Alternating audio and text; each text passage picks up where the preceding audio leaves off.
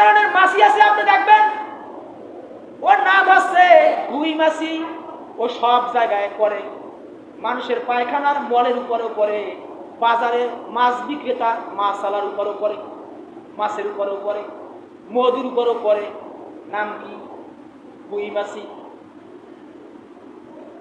এক ধরনের মুসলমান আছে, সব করে, নামাজও পড়ে, মিথ্যাও বলে, রোজাও রাখে, হারামও খায়, আবার হালালও খায়, সুদও খায়, ঘুষও খায়, আছে না?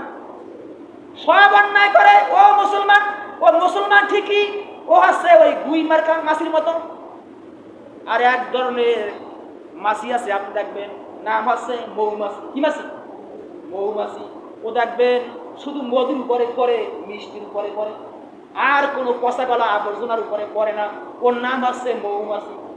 মুসলমানের মধ্যে এরকমের মানুষ আছে যারা একমাত্র ইসলাম অনুযায়ী জীবনটাকে পরিচালনা করে, কোনো অন্যায় করে না, সুদ খায় না, ঘুষ খায় না, জিনা করে না, বেবিচারি করে না, মিথ্যা কথা বলে না, এরপর চোরা কারবারি করে না।